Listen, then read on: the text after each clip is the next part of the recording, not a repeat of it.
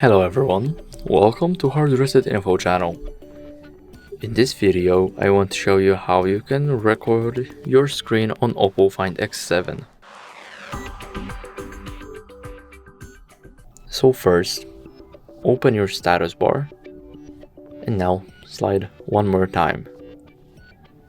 Then go to the another page and there you have screen recording.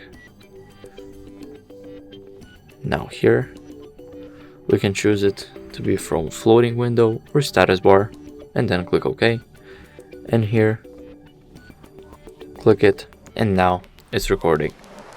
Thank you guys for watching. Make sure to like, subscribe, and see you in the next tutorials. Bye.